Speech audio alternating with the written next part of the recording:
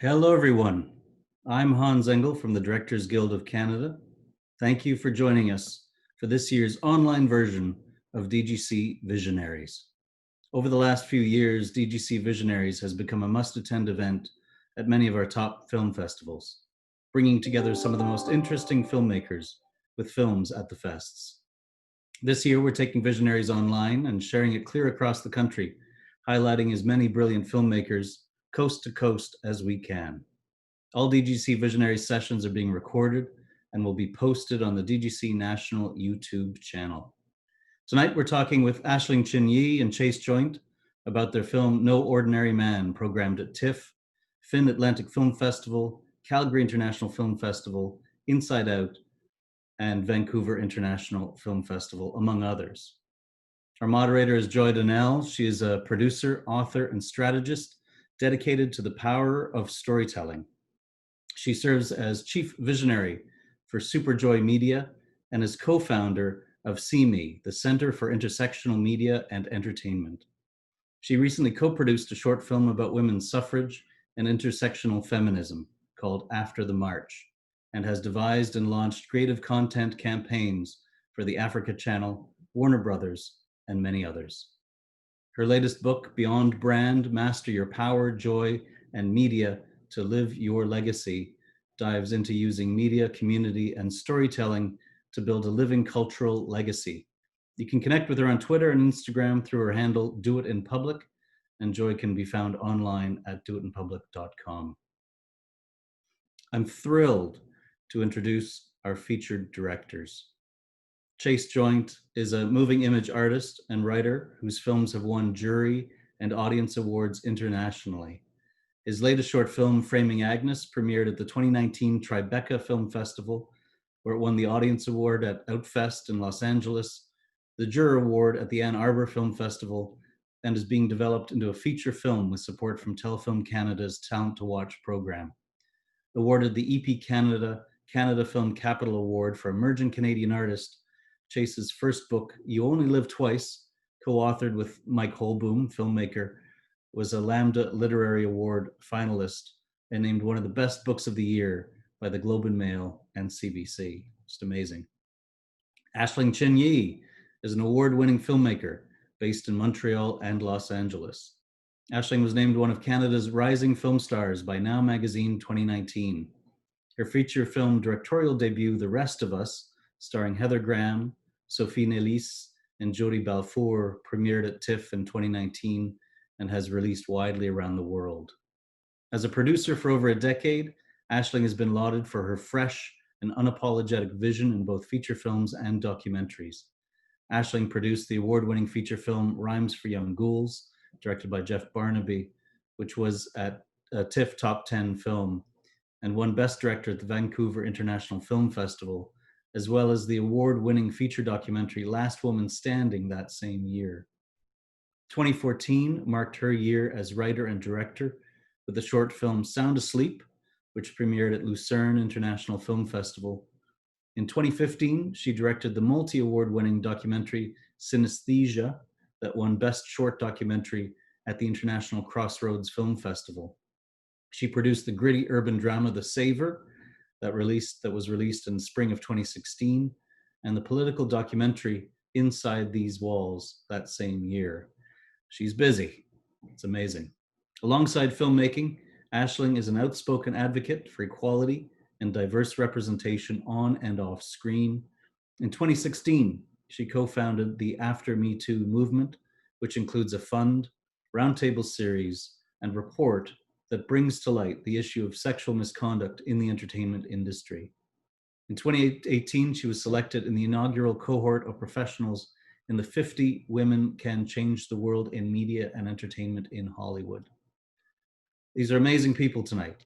Welcome, Joy, Chase, and Aisling. Come on in.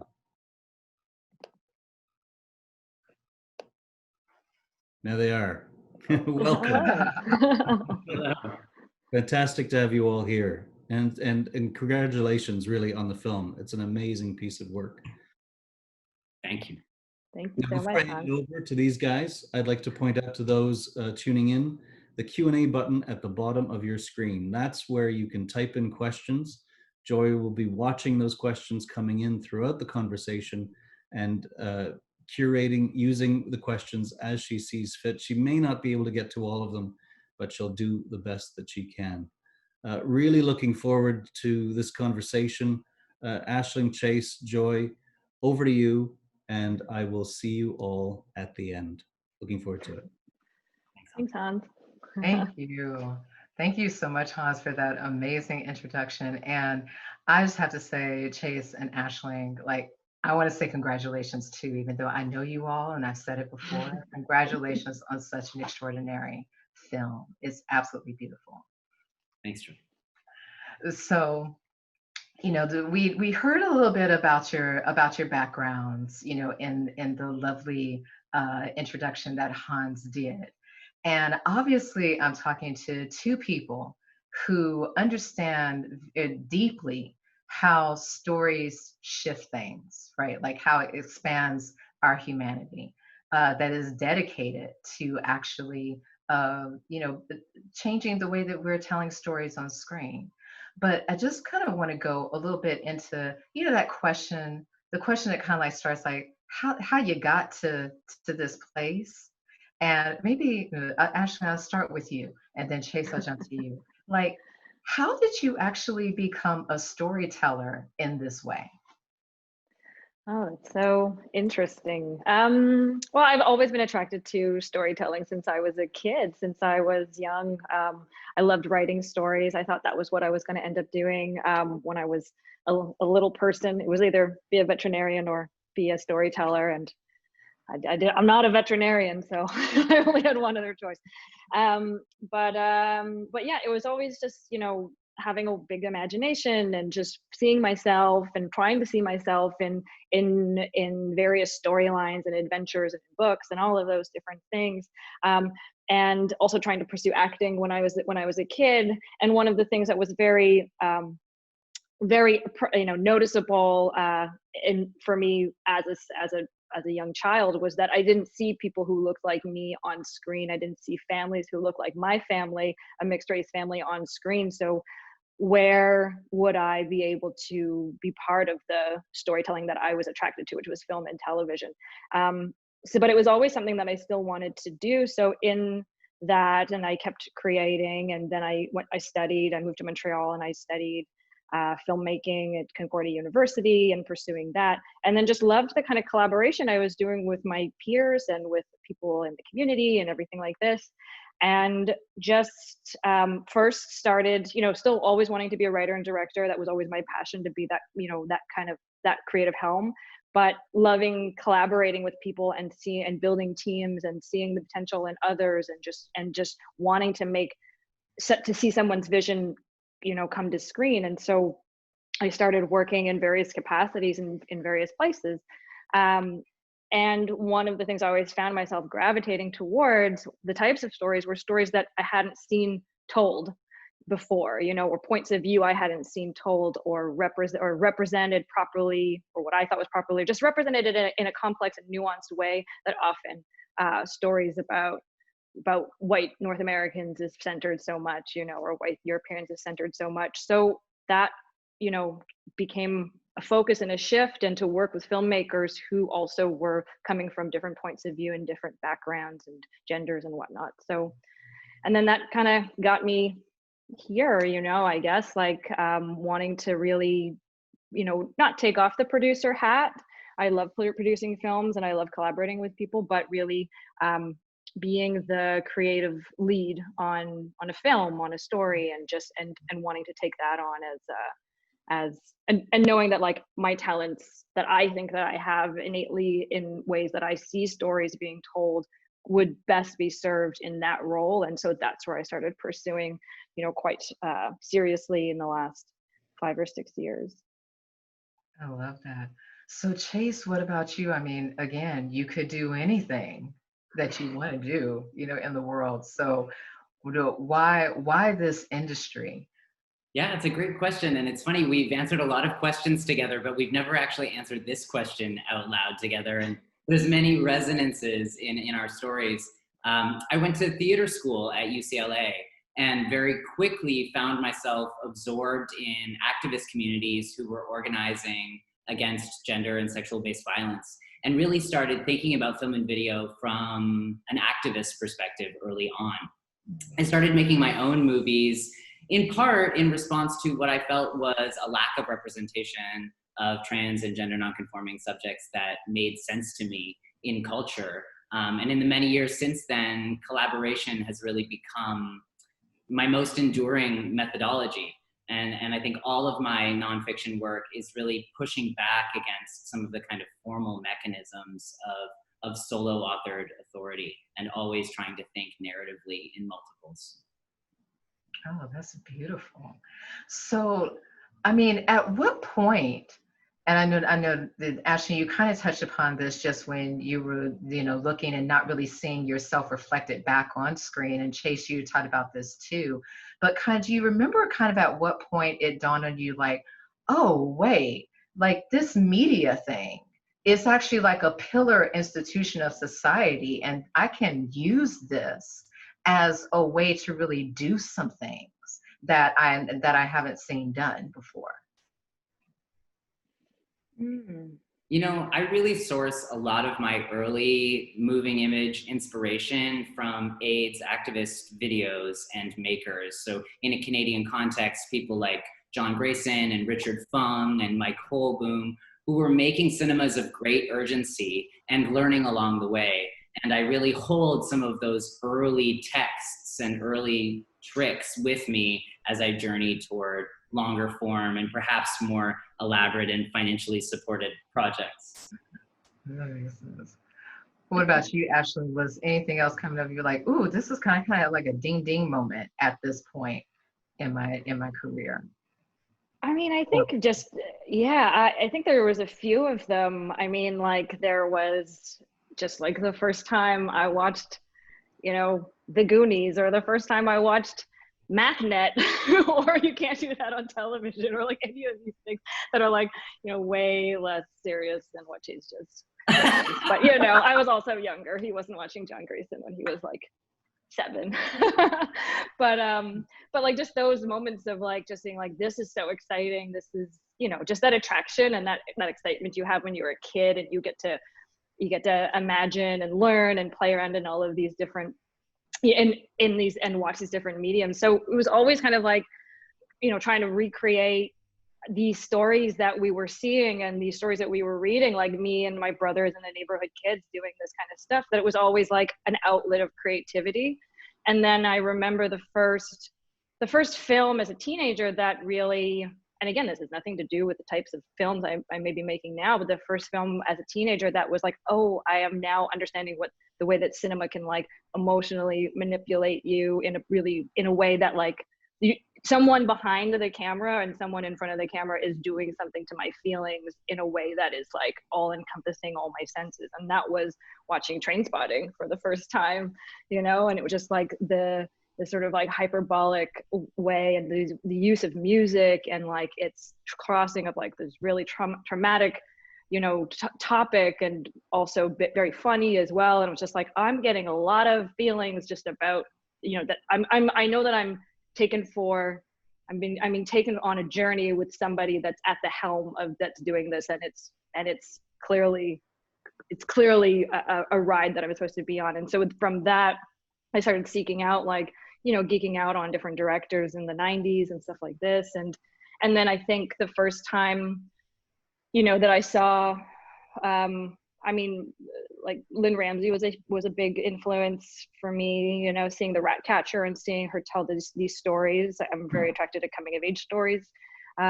Interestingly, that just seeing what she can do, I really saw what a female filmmaker can do in a way that I hadn't seen done necessarily with some of the more male filmmakers or masculinated filmmakers that I was attracted to their films in the mid 90s or so. So, yeah. I love that. I mean, I think that both of you have shown that rarely is it like a completely straight line epiphany moment, right? Like it kind of becomes this whole ecosystem of things, and it's inward and it's outward. And then one day it's just kind of like, oh, wait, I think I have like a skill set that I can get into this and do some things with. So I know that one of the big things that's on anyone's mind if they're listening to this, and especially if they've seen the documentary, is, like how from there you carried into creating this really amazing story and look at Billy Tipton, right? And I remember when Ashley told me that this was going to be happening, I was like, oh, wait, I kind of remember Billy Tipton because I was, one of those kids, I was watching all the, tabloid television at the time, and even Oprah before she kind of separated herself from all of that and took that, that different route. And so I remember the way that Billy was scandalized in death, like the way that the story was being told posthumously. And of course, at the time I was young, I didn't quite realize the economy that is built around a story like that when it's told in tabloid form. So I'm curious, like, how did you all end up getting to come together to even say, we need to tell this story about Billy Tipton? Where did it start? I don't even know who to direct the question to, because I don't know to start with Chase and start with Ashley. Like, you have to tell me, where did this begin? Yeah, well, I mean, maybe just because the movie hasn't released yet, maybe Chase, you could do a little summarization that you do so well of what the film is about for everyone scratching their heads. Yeah, please do it, because I don't want to give away spoilers. So you go ahead. You know how to talk about this before I just give away the whole thing. So Billy Tipton was a trans-masculine jazz musician who gigged in bands and trios throughout the southern US in the 40s and 50s. He married a number of times, he adopted a number of children, and he was outed after his death in 1989 as having been assigned female at birth. And there's lots of rumors about how that information leaked into the public, but once arrived in public was consumed by talk show and tabloid media, and his family in the months and years and now decades after have endured and reckoned with that media-made legacy. Our film decides to take that as an already assumed narrative that has been produced by others, and invites a number of trans-masculine actors and artists and activists and thinkers to come and think collectively about what it means to look back at a historical subject like Tipton. That's beautiful. So how did you talk to Aisling about this? Like, how did the collaboration happen for you all to come on board and tell this story? So the film really, or the idea behind making a film about Billy Tipton really was born and being developed at Parabola Films. Our producer, Sarah Spring, was interested in this idea of making a movie about Billy. And then when I came on board and Amos Mack came on board, my co-writer, who is an amazing trans man in Hollywood who's writing for all sorts of wonderful shows, we were coming together to try to retell his story, but from a trans-masculine perspective. And so then we became a trio, and that's when, Chase came on board as another creative force and co-director, because he's a director himself in this kind of transformer of creative team that we've become. And out of that little group that we made, we started kind of unpacking, doing research on Billy's story, unpacking what kind of texts that are out there on who he was. Going to Amos and I went to Stanford University, where there's a ton of research that has been donated there by this woman, Diane Middlebrook, who wrote a biography about him that is, in the film as well, because it followed and many parts of his life and really went into detail on things that he did and places he went and people he played with, and his many wives over the decades, but really misgendered him in so many ways and has such a problematic lens on how she saw how the author Middlebrook saw Billy's motivation behind being a trans man. And so to kind of look at all of these different things and also place it in a contemporary space today, where we are now and how we can kind of look back at a historical figure from this moment in time that will also change, obviously. And yeah, that's kind of just, we just started jumping into this sort of like soup of ideas and possibilities, and that's kind of where we started our collaboration. I love it. So you're dealing with a historical figure that, again, as you explained, the posthumously within death didn't get a chance to tell his story, right? And the media ended up shaping the story for Billy in a lot of ways. And then there's the whole aspects of family, and that there's, the actual, jazz musician background, heritage, legacy that he left in that regard. But then there's not a lot of people understanding, things about Billy as outside of that, right? Outside of the scandal, as well as outside of, what has already been documented. So as you started to do that research that you were talking about and come together and formalizing this story to be able to start to tell it on screen, what were some of the things that you were discovering that kind of like surprised you as you were doing some of that research?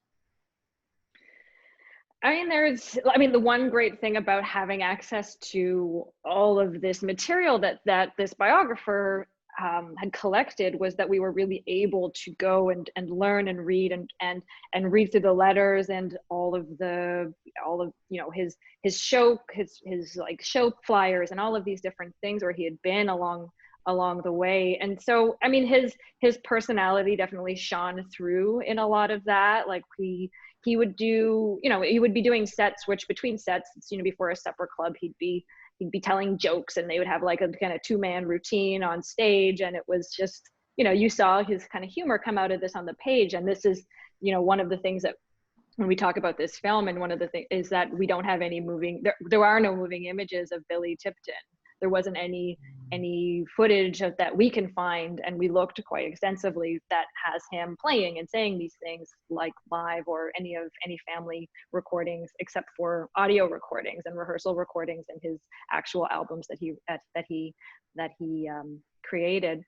So we were learning about his penchant for Buicks. We were learning about how he liked to dress. We were learning about he loved Pekingese dogs. Those were the little things that I think were just kind of like fun ways to kind of build this guy, this sort of idea of this like ephemeral figure as a person, and especially for Amos, I think, who loves to look back at historical transfigures and then find these little like quirks and nuances in someone's personality that makes them so uniquely them, that doesn't have anything to do with their gender identity at all. I love that. How do you find out about the Pekingese dog? That's fantastic. There are a lot of photos of Pekingese dogs. Amazing. I love it. So, especially since both of you are so just mindful and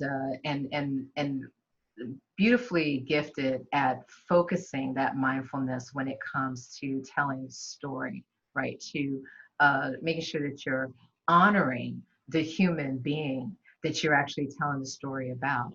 It is, as you go to actually point the lens at this and say like, this is how we're going to to start to shape this. What are some of the intentions that you had to set for either individually and collectively to be able to honor Billy's story as you were putting No Ordinary Man together? Well, I think at a very foundational level, honoring him is an investment in not producing the same kind of violence of representation that has already occurred.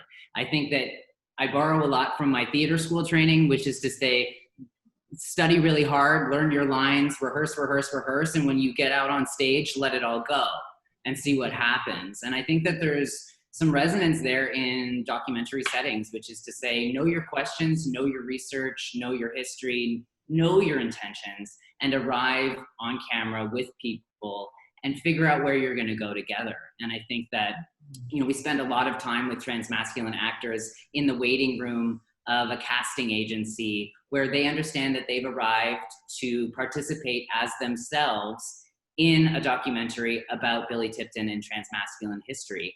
And so the incredible generosity that arrived in that room resulted in conversations about bodies, families, histories, sports, casting, hopes to be the next, X person on X show. I mean, it went in all kinds of directions, none of which Aisling and I could have prepared for on page. And really then in the edit, following the leads offered up to us by our participants. That's fantastic. What about you? What, let's just say, was it pretty much the same process for you too, Aisling? Do you have, what were some of the intentions that you were setting individually too? Because I'm sure some of them mesh with Chase. Did you have some other ones as well? I mean, I think just in terms of like when we were going into production, we, I mean, and the film follows two lines of story, well, really three lines of storytelling. One is casting with the actors. We wanted to be able to, we're in making this sort of process documentary. We cast actors, or we did an audition call for actors in Los Angeles and New York to come as themselves to audition for a role as Billy Tipton, but knowing this was a documentary and the content was actually what was being created in the conversations in front and behind the camera with the filmmakers about what would it be like to be Billy, from their experience in this moment. And so Amos and I had written several scenes from his life that were documented in reality, but we wrote out what would be that first encounter with Duke Ellington that he had, and what would be that encounter trying to get his first gig, and those types of things in different times in his life and career. And that was, exactly that. It was just like we knew what we were getting as well in the way that everyone was coming in prepared for the same scenes, but everyone gave from their own perspective and talents and experience, their own interpretation. And everyone was a bit different. No one interpreted him exactly the same, but everyone who walked into that room identified as transmasculine. So that was a way to kind of have this conversation with an array of different transmasculine people about someone that was from history, whether they had heard of him or not from before. And then with our, we did interviews in these same cities with many amazing experts and academics and musicologists and artists about Billy and so many other topics. So I think in just the way that we were just trying to find how Billy is sort of this vehicle for us, but one is somebody that we want to honor and tell his story, but he's also this sort of, he's become an icon in a way, and how to kind of see him as a human, but also why he has become this icon. And also through that, we spent a lot of time with Billy Jr., Billy Tipton's youngest son, who was there when his father passed away, and has been defending his dad's legacy since all of this talk show media violence against him and his family since the late 80s, early 90s. And so to spend time with him to understand his understanding, and then offer to him an entry or an understanding that there's a community of people that think of his dad as a hero as well. So it was trying to find all of these different avenues and roads to tell the same story and to flow through each of them. That was, always the intention. It just, obviously in every stage of making a film, it becomes a different pathway or something else opens up. So it was, like Chase said, it's like you come in super prepared and then you get really excited when something magical and new and surprising that you never thought of happens in front of you. And I think too, on a note about Billy Jr., we often say that the transition story in the film is his, and we watch him change in the time of our 3-4 days with him in his house, from being defensive and worried about our intentions as a filmmaking crew, and really having ingested and internalized the media narratives about his father, to opening toward the possibility that there might be an alternative reading about his dad and his dad's enduring significance. I mean, and that is really, I think, one of the amazing things to behold is just basically all of the ways that these different aspects converge on the screen with this story, right? Like Billy Jr.'s story is, it's so moving in and of itself because you can see, like you were saying, the pain is palpable that he has gone through all of that violence that happened through that tabloid narrative, the way that that tabloid economy doubled down into things. You know, like one of the things I remember is one of the headlines of one of the tabloids where it was, of course, they're saying that, oh, like how he, you know, like he fooled her in terms of his wife, and like the parentheses was around, the quotation marks was around he, not fooled, right, or anything else. Like there's no question that, you know, that Billy was being villainized, you know, in a lot of ways through the way that this narrative is playing out. And then you'd have that, like you say, that beautiful casting process that starts to have this whole conversation, not just about how, you know, of course, no identity is a monolith, right? And you're literally getting to see that the way that everyone is bringing their personal story, their insight, their background, their hopes and dreams into how they are interpreting Billy and looking at this material. But then there's also, you know, this really amazing conversation that comes up, and I think we have a clip for this, that in terms of, like I said, Billy is an icon, but also there's this conversation about ancestry that I know I haven't a lot of times gotten a chance to witness unfold in a film like this. That was absolutely beautiful. And you know, I would say maybe load up the clip for us, and then when we come back, I want to talk about that ancestry a little bit more. I'm not sure who would like to do it. I'm trying not to put y'all on the spot, but like Chase or Ashley, you want to load up the clip a little bit about what we're going to see in relation to this conversation about ancestry. Let's roll. Oh, okay, let's roll. When I encountered Billy Tipton, that was the first time I encountered trans masculinity, right? Like I encountered another trans man who was living a life that I could see myself in, right? He didn't consent to that visibility, which sucks, but I'm grateful. I think most of us need to see models of things in order to help imagine new realities. The way those identities get framed by others really can dictate truly how you see yourself. It's not possible to create any kind of social changes or justice or movement without doing something that we haven't done before. Are there any downsides to visibility? Absolutely. Retaliation is a downside. Targeting, violence. Was I willing to live a life that was a lie, you know, or did I want to live a life that made me happy, that I could feel good about, even if it meant that I could be hurt?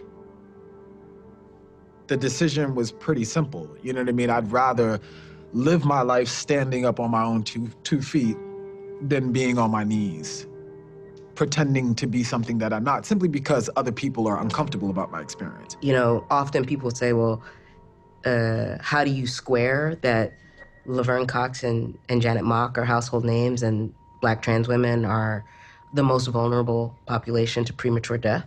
I was like, right, those exist at the same time. Like, visibility doesn't equal safety.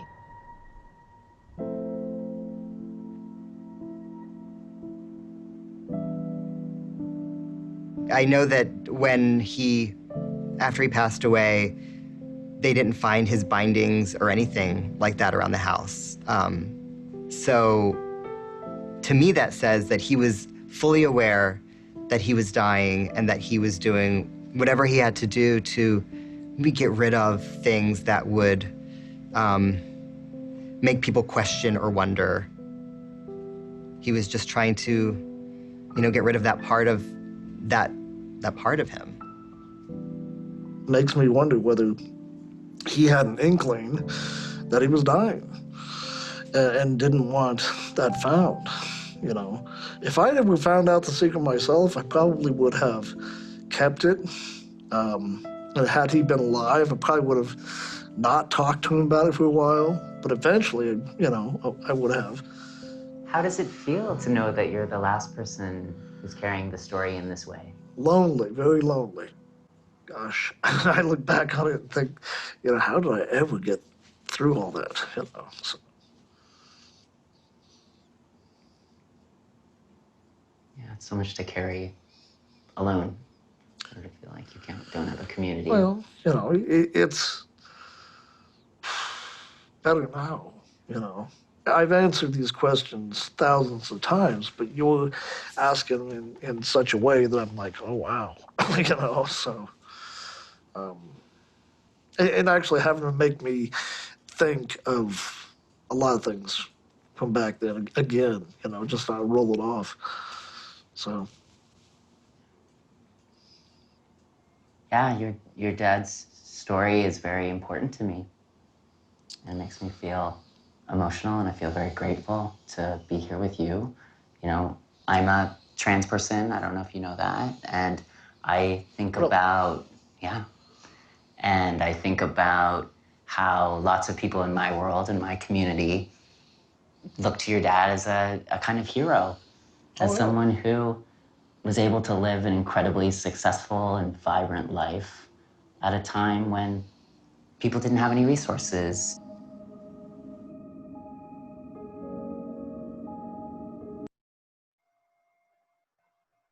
Beautiful.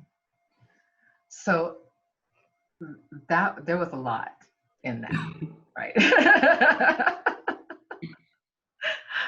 I mean, there's so much to unpack with that. First of all, we of course at the end, I got to actually see what you were referencing to earlier, Chase, with Billy Jr.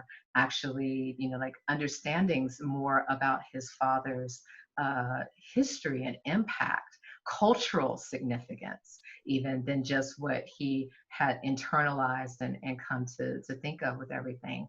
But right from the very beginning, we're seeing that, of course, there is an overarching conversation about identity and marginalization.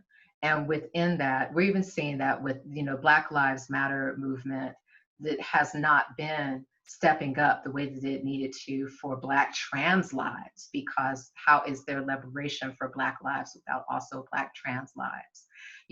And then we also know that a lot of times where the conversation around trans identity is concerned, it's usually centered around trans women. And especially the violence that we know is going on amongst Black and brown, trans women. But then there is trans masculinity, which it is almost like we know it exists, but where is it on screen, right? Like, where is it in terms of representation? And for someone like Billy, who actually lived, as was pointed to earlier, like had a life with success, like success in his own image of being able to claim that life.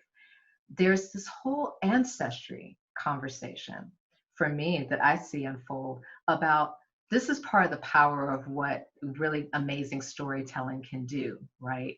It actually starts to affirm and declare ancestry where it has been ignored in previous conversations. But when it comes to this conversation with Billy Steele, as of recently, and I'm going to try not to call out the person whose tweet this was. I think you all that might have seen this, it was not very long ago, but someone who's quite iconic, was actually like basically tweeting about Billy, like, oh, like as here was this woman, she lived this life, like and in death they realized in 1985 in Spokane that she was a woman, and oh, this is still this unexplained thing, and it's like, no. This is not unexplained, so I was saying all that to say this: when it comes to like approaching this idea of ancestry and actually using media to as a healing process for going ahead and affirming the ancestry of someone like Billy as well as others, what are some of the things that you have to keep in mind as you're going about doing this through the lens? Yeah, well, I think first used to always think about transness and gender nonconformity in its historical context. So we can't map from 2020 back to the 1940s and 1950s and think about the context as being the same. And there's this really interesting moment, if we want to pause in the 80s and 90s on the talk shows, where again, language like transsexuality and transgender have very particular meaning. And so in a project like ours, it's not to try and tie up and consolidate and create a new through line for the telling of a story like Billy Tipton, but it's to bring all of these different angles, historical, cultural, contextual, creative, into the fold to have a much more complicated conversation. I love that. So then let's talk a little bit, because I know, especially for, you know, those that have not seen it yet, they were seeing a few things happening in the clip, you know, that we just saw. Like there was, you know, sitting down having interviews with people, and there was, you know, the moment with Billy Jr. But there were other storytelling techniques that you used, and you alluded to some of them earlier, and I want to get a little deeper into that process with you all. Like, what were the storytelling techniques that you decided to use to really like put together this amazing journey for anyone that's watching it? And why did you decide to use them? I mean, we probably look at the next clip, I think. I mean, one of the main ones is working with the actors and doing the casting process and bringing, you know, this community of great transmasculine talent to audition for this role that you know, and to be part of our documentary. And so this was one way that we were able to be able to embody Billy's story without saying this is the one way that he definitely was, like in a recreation way, or to do it in a biopic kind of way. And then we did these sit down interviews with amazing experts, and we wanted to like place them in the setting that we think we would be having a conversation with Billy himself. So we shot in these beautiful jazz clubs and nightclubs in LA and New York to really have that kind of feeling of the mahogany and the literal smells of a bar, of an operating bar and show venue. And so we did that. And then of course the few days that we spent, you know, with Billy Jr. in Spokane, getting to know him, getting to go through his father's stuff with him, getting to just, you know, we just started sharing stories about ourselves and our own experiences, and hearing him talk about his dad in such a beautiful and fond way. And then there is, the archival, the talk show material from that was happening to Billy's mother and father, Billy Jr. and Kitty Tipton at the time. And then the other things that we had available to us was in terms of Billy's own voice and Billy's own, you know, texts and records that he left, were the literal records that he created, his 2 albums that he produced with his band, the Billy Tipton Trio, and these rehearsal recordings that we hear him talking and chatting, and you know, Christmas card tapes that they were sending to his mother-in-law with all the kids on it, and you know, using this idea and using music to really be the sort of, you know, the Billy's sort of through line, and be able to be, you know, present in this movie about him through the way that he had communicated himself on stage. So it was finding all of these different ways and wrapping them into each other, to try to make one cohesive story that is trying to touch on all this multiple of topics at the same time. And I think sorry, Chase, go ahead. Oh, I was just going to continue the conversation about the archival opportunities and the ephemera that Billy Jr. offered up to us throughout our process. You know, I think we were thinking critically about the overuse of archives in the telling of stories about life histories. And you'll notice when you watch the film that many of Billy's belongings are scattered across the dining room table in the background of Billy Jr.'s interview. And there's an incredibly beautiful moment where we bring Jamison Green, a hugely important trans author and activist, into Billy Jr.'s house, and we watch Billy introduce his father to Jamison, and the archive becomes this incredible moment of connection between 2 humans who I think upon first meeting weren't sure what they were going to talk about. And so how we could actually mobilize and use the archive in different ways beyond photos on screen. I mean, I love that. And to touch on something that Ashley brought up, like I loved those recordings, those home recordings of Billy were just, oh my God. I mean, it's just absolutely beautiful because, you know, it's something that I know that people that have done that, they a lot of times don't survive because, you know, cassette tapes, not the most best, the best technology to preserve things to sound for forever. But it's such a beautiful way to actually hear Billy talking about things that Billy loved and cared about, and you get this beautiful way of just being drawn into his heart, you know, like, even though he's been dead for a while, you feel very close to him. He's very alive to you, like in those recordings, and it's so beautiful and amazing. But I also was I was blown away when I watched it by that casting process. Like, I didn't expect to see that pop up. I didn't know that that was going to be a thing that I was going to be beholding as, you know, I went through and watched it. And, you know, and I'm watching all of the different, you know, actors that pop up and what they were bringing. And it was just like, it was beautiful to behold, and it was just this amazing way I felt of having a conversation that really raised the floor from where the conversation a lot of times is around trans identity. And you know, I'm just wondering if I could put you on the spot, like, where did that idea come from specifically? Because I'm very curious, like that. I just loved it. And I was like, at what point you're like, oh, you know what? We could actually like take this text and cast it and see what everyone brings to it. How did that idea come about?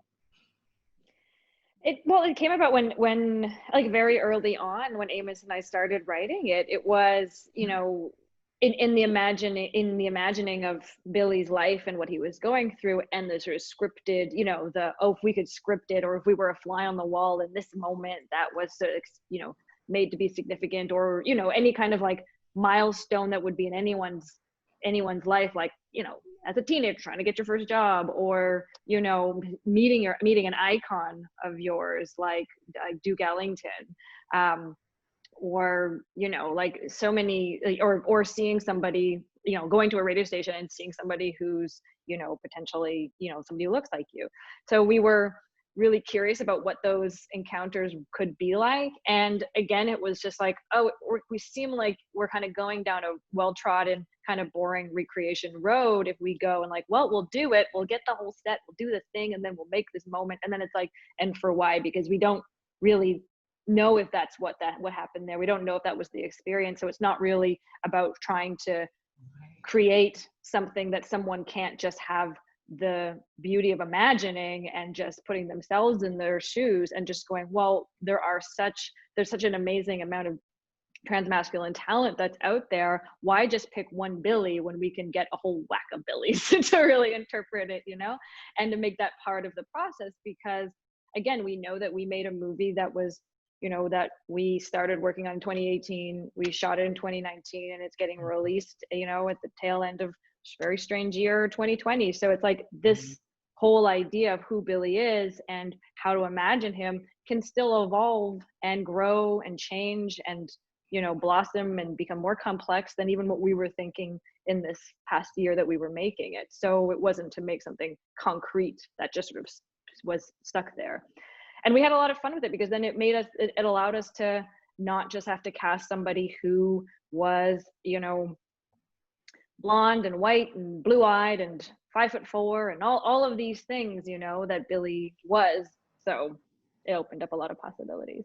Well, and maybe I could continue the conversation about casting and lead us toward, I think, the next clip that we're gonna show. I'm just revealing my process in service of our process. Thank you. But, you know, there was a moment, Aisling and I were in New York looking at casting tapes after we had put out a call, and it was very clear that people were moving toward the project with an investment in being in a documentary about trans-masculine history.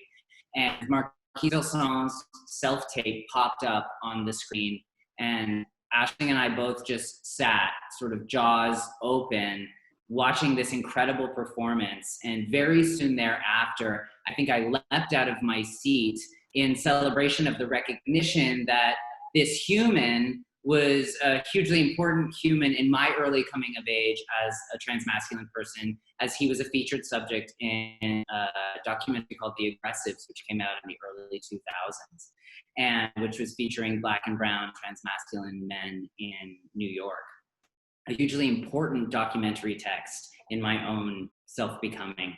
And immediately, my brain started firing, thinking, what would it be like to be in conversation with Marquise about his investment in transmasculine representation more broadly, and about the politics of doing that on screen. And again, it's one of those moments where you don't know what you have, or you don't know what's possible in a story until people and ideas quite literally arrive to you.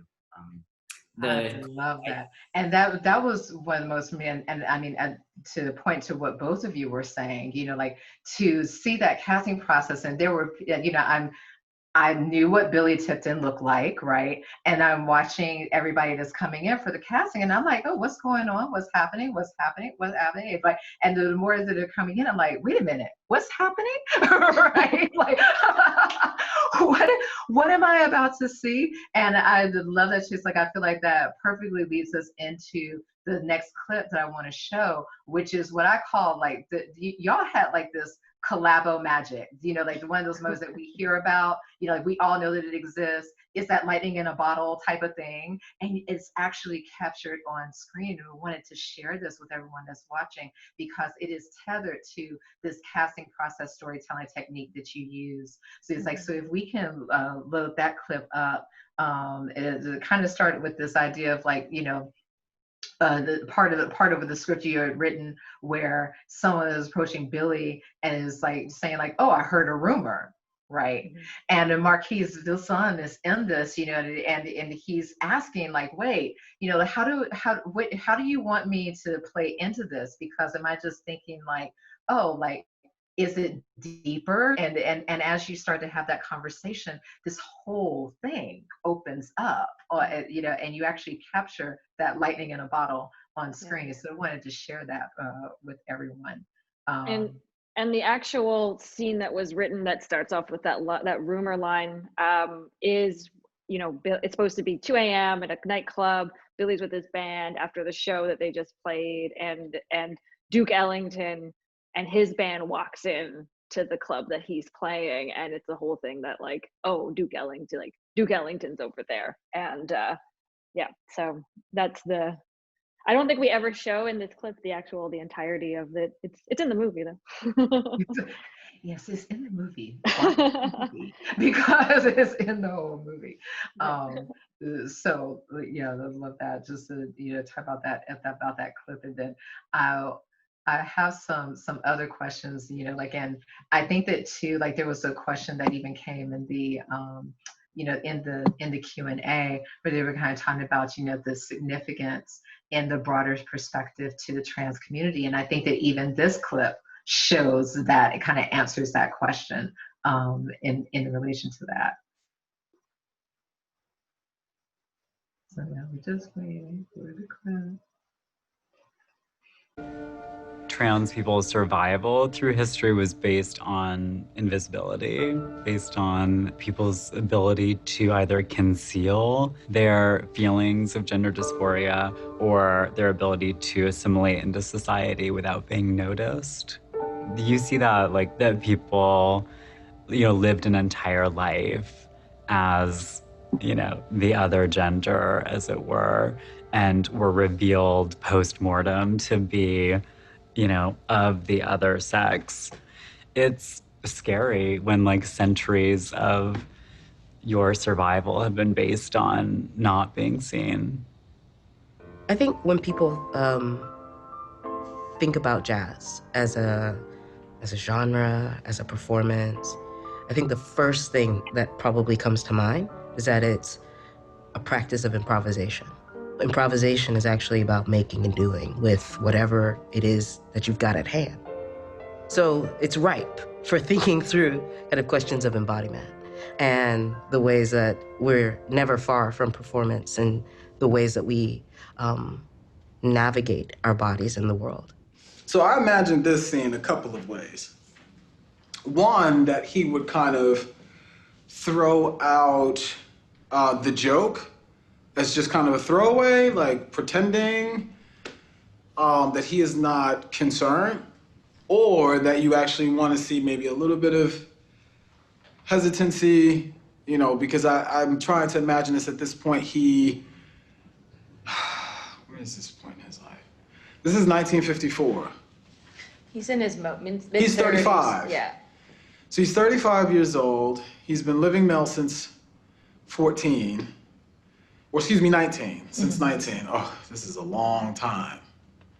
And so this moment he's met with, heard a rumor, you know, what that could feel like. I mean, the moment that I read it, my heart was in my asshole. Immediately I was like, oh my God, like, is this the moment? Is this gonna happen?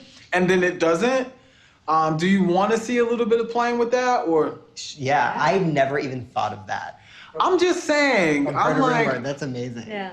you know, 1954, you're a trans guy, you know, he's clearly, his intention is not for people to be seeing him as female at all, regardless of Diane Middlebrook. Right. And what she has to say anyway. Right. Okay. Okay.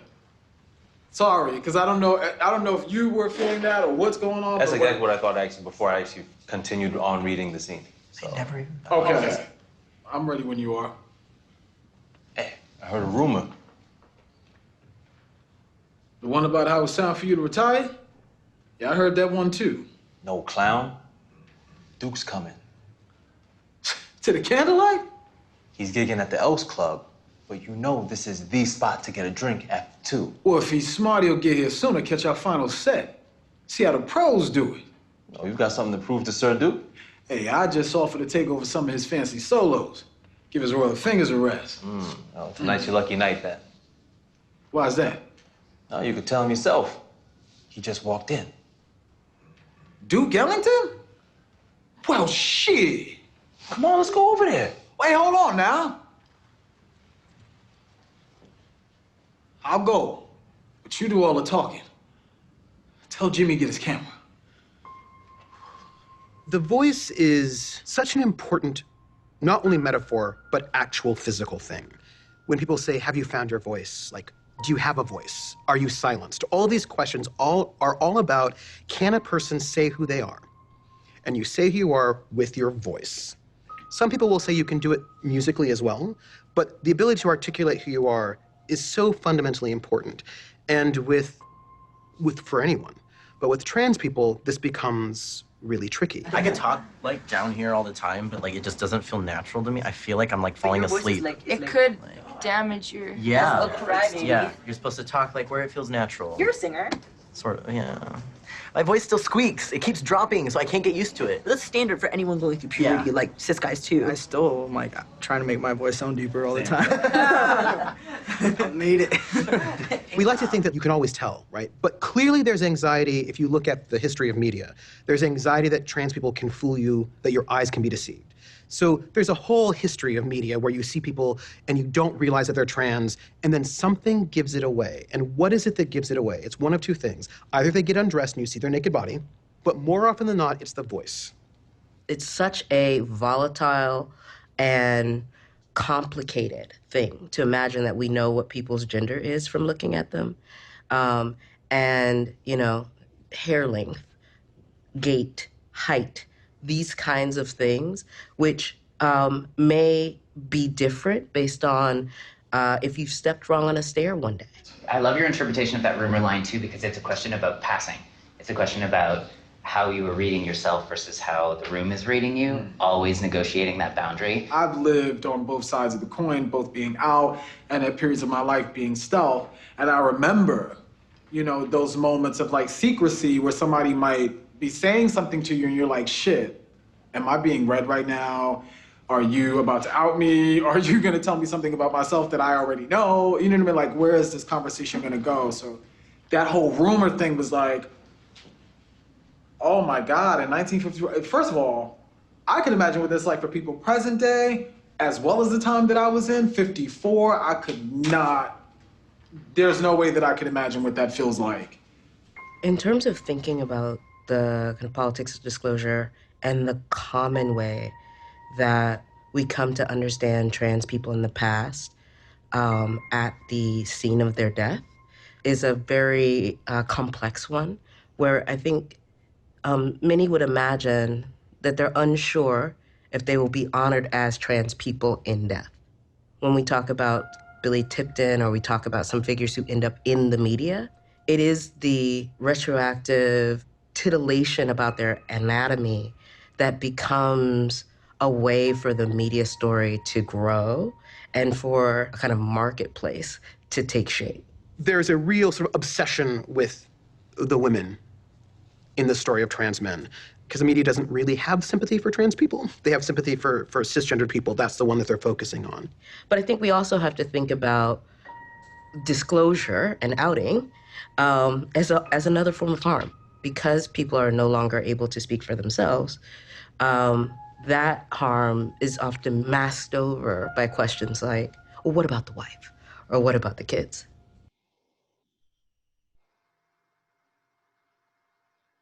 Right. Beautiful. So again, and you've touched on some of this as we've been talking this entire time, but I feel like this is one of those moments that kind of shows a lot of the things that you talked about, right? Like the being prepared and then being open for what happens, right? Like going ahead and it being able to take all these different elements and figure out how to shape a story. And I mean, I heard you, and I'm going to ask the question again. I don't know if this is going to change, but you know, I get like being prepared and actually striving to be open, but how do you actually stay open in the process the way that we saw you all be even right there in that moment with Marquise? You know, like this, because sometimes people get, you know, very focused on the overarching vision and don't necessarily know how to do what we saw you all do right there in that moment. So how do you actually maintain that openness as you're sitting here trying to encapsulate all of this on screen? Well, I think it was just so, you know, shocking is not the right word, but so surprising in such a great way that we had been reading this line and had written this line, and just, you know, it had been something that we'd been working on for such a long time, and to have never, you know, amongst the three of us ever interpreted it in that way. That was such a, like, you know, light bulb. I mean, like, of course that's a way you could interpret it. And because Marquise came with, you know, it wasn't just him just trying something on, you know, kind of like flippantly. He was like, no, this is how I read this line. This is when I think about being Billy in the 50s, which isn't the experience that I had, then this is what I think he could be thinking or going through. And that was what we were kind of hoping would come out of the casting process, were these interpretations. And that's what you kind of, in any, you know, outside of this documentary, like in any casting audition process, you want to see that kind of light that happens when an actor or a person embodies a role and makes it their own. And I think you really got to let the story go let the story you think you're making go at every turn in favor of and in priority of the story that's unfolding right in front of you. You know, I think it's fascinating to actually see the two clips in sequence in this way. And admittedly, we don't have very much experience with watching clips with others, even though we understand others are hidden behind these Zoom boxes. But there's something quite striking to me about the relationship between the two in thinking out loud about disclosure and in thinking about the sensation of one's heart being in one's asshole and feeling the ways in which I actually resonate with Marquise in this context, right, of showing work and understanding that my outing myself in the project was also not a pre-baked strategy to produce a feeling, but organically came out of an ongoing conversation where I felt strongly as someone in pursuit of a story that vulnerability in many ways needed to be met with vulnerability, and generosity needed to be met with generosity.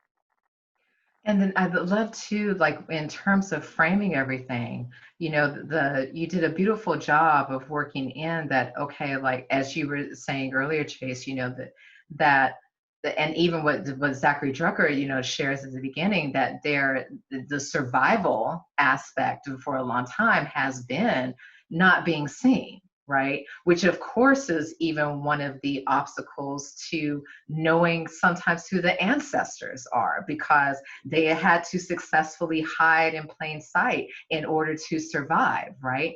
And then there is of course, like the whole politics around what we see a lot of times with identities that have been marginalized, that we're either seeing them in the most horrendous ways, scandalized ways, dismissed ways within death, as we're seeing a lot of times with trans murders that play out the way they do in the media, or we're seeing the Janet Mocks, like, and Laverne Cox's, like, the most exceptional versions of the lifestyle, as if there is not a whole array of existence that in between that is also like equally legitimate, and that like comes up within this.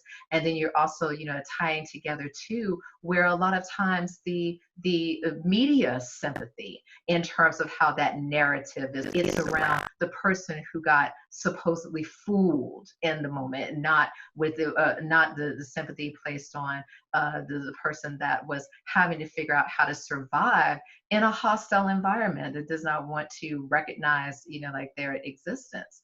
So to be able to like put all that together, to kind of have one of those questions like, how do you know when you have that? Like, how do you know when you're like, oh wait, okay, we actually were successfully able to like cobble this together like that? When do you know?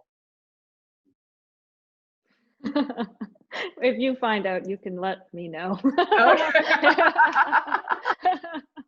I mean, I think in some ways, Ash, it's funny that you have that board behind you full of colored recipe cards, because that method, is sort of a how moment where we, for weeks and months, who even knows how long, let's say weeks and months, we're thinking— It was months, let me tell you. We're thinking in thematic clusters, and we're thinking, what do we, really asking the question, what do we actually have here? And so that's the magic board. That's the magic board that revealed. This is our movie. And this is what we put together, like, after we had shot everything and we're kind of binning out like who's saying what and how we can kind of, and like, we have our like casting sections to kind of break things up. But it was really interesting because we had like mined over all the interviews, the hours of interviews that we had, and knew it so well that so many times that like Chase and I would be working together and we would be, looking to this as like, well, here's how we want to go from this to this, and this encompasses all these things. And then both of us at the same time would be like, Riley Snorton said blah, and then we would put it in, and then sometimes it would work, sometimes it wouldn't, but sometimes there was that magic moment. It's like, but when Riley says this, then Susan answers with that, and then we can go to Marquis saying that, and it's like, so you do get that just because we knew the material so well, so which is like, just sort of the nature of like, so much of the film is made in the cutting room, so that's where these sort of narratives get created. And even up until the very, very, last few weeks, we added in a little moment that kind of just brought together, that we hadn't, for some reason, over the last like 9-10 months of editing, hadn't seen immediately, a way that really brings together what was going on in the 90s between Boys Don't Cry and what was going on with the Donna Minkowitz article, the Village Voice article that outed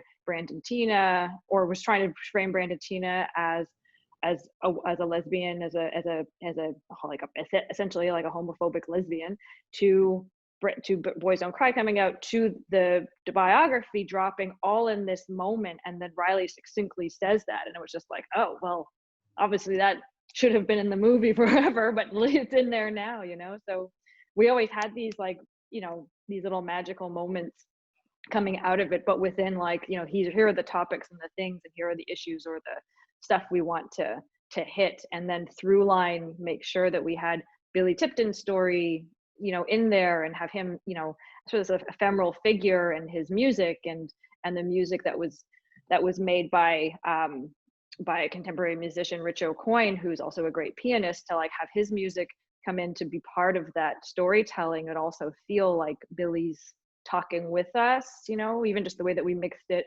in the theater was that like you want it to sound like a room, like it's music coming from a different room, like if you were just someone was rehearsing near you, you know, and just to keep having these different ways to keep all of our subjects and our people that are important in this story, you know, there throughout this journey with us. I love that. So I'm going to ask you one more question. This has been a fantastic conversation, and I'm sure that the people are going to see what you all have done and be inspired to, you know, maybe tell stories that they've had on their minds for a while, wanting to bring something to screen. So, and this actually is coming from the audience as well. So what advice would you give filmmakers who want to possibly explore other trans characters and historical figures, now that you've been through this process of making Billy's story through No Ordinary Man? What advice would you give to others? The first thing that comes to my mind is to prioritize the voices and experiences of those who are most impacted by the story you're trying to tell. Yeah, and also like you're telling us a story about a human being, and a complex human being, somebody that's lived a life, and to try to represent that, and you know, hopefully you're making a story about somebody that you really care about, or you're curious about their story or their journey or the things that they've done in their life, and to really, you know, look at it through a complex lens, but also one that's very respectful and non-judgmental and loving, and all of the things we hope to bring to all characters and all storylines and all people that are having their stories told. I love that. So now I'm going to throw in, I misled you. I'm going to throw in one more question. If this is mine, I'm going to actually, although I'm going to cobble this from something else that was asked in the Q&A as well. Like when it comes to co-directing, right? You know, like what advice would you give to anyone else that's going to enter into a co-directing process on how to solve some of those creative differences that are inevitably going to pop up because you don't agree, you don't think the same way about every single thing 100% of the time? I mean, I think we were really lucky. You know, so maybe we're not the right co-directors to ask like conflicting questions, but like with the Zoom for drama. Yeah, we can make some drama up though, you know, like we're good at that.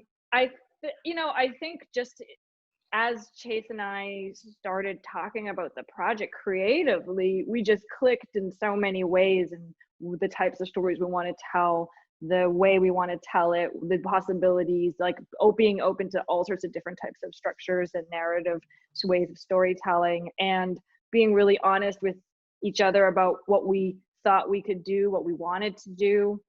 And then it seemed very, very like clear off, you know, from very, very early conversations with each other that like we were in pretty lockstep on like the type of storytelling, type of story we wanted to tell. So so as long as, you know, I think we always knew that we were both reaching for the same movie. So if there was a different way to get there, we always like figured out how to follow both of each other's pathways there, you know?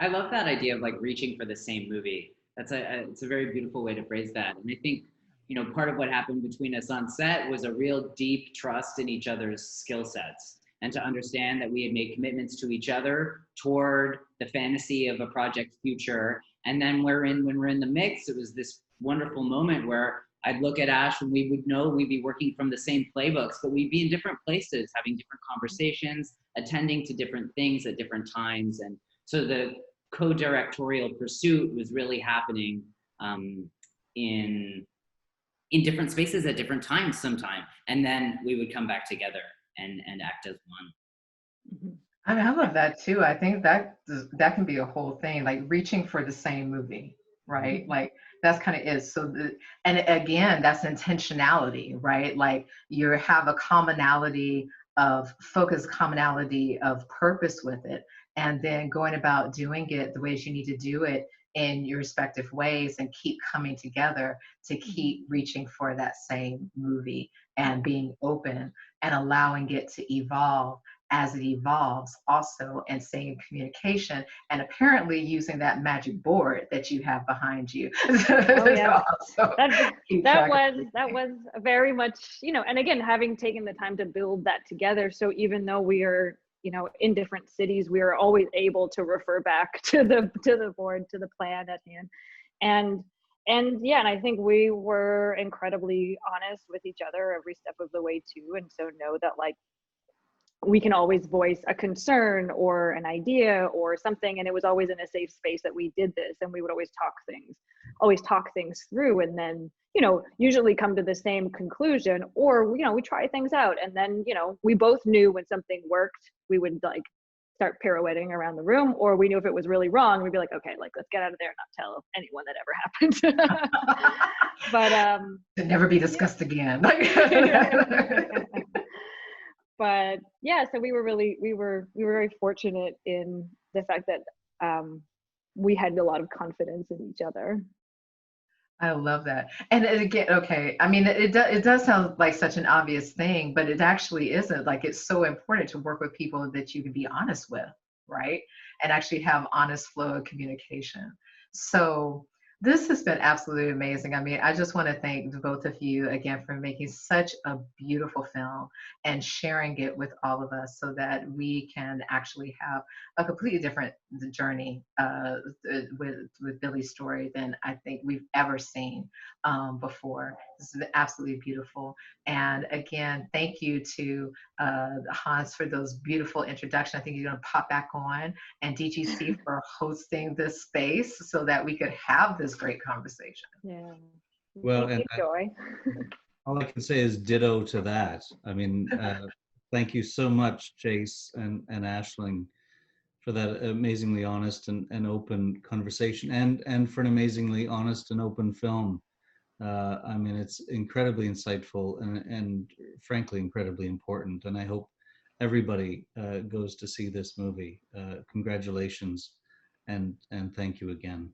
Really, really good work. And thank you, Joy, for joining us on one of our many conversations that we have about life and everything. So, yeah, so I am always on board to talk to y'all. So we are. It's good to have along for talking about life and everything. There's no doubt about it. Oh yeah. And to those tuning in, join us Thursday night, 7 p.m. Eastern, for an in-depth conversation with Michelle Latimer and Aisha Jamal about Michelle's two incredible projects at TIFF, An Inconvenient Indian and Trickster. And then Saturday night, we have Jennifer Abbott also releasing two films, The New Corporation, The Unfortunately Necessary Sequel, and The Magnitude of All Things, in conversation with Avi Lewis. Find the links to those and all upcoming sessions at dgc.ca/visionaries2020. We'll be sending out specific invitations on each day for those sessions. It's going to be fantastic, just like tonight. Aisling, Chase, Joy, thank you so much for spending this time with us. Really, really amazing conversation. And again, everybody watch this film. It's important and it's wonderful. Thanks a lot. Thank you. Be well. Thanks, Hans.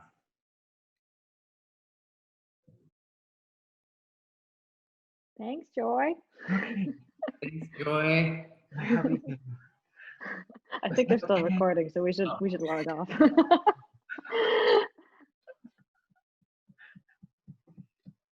Is it still recording?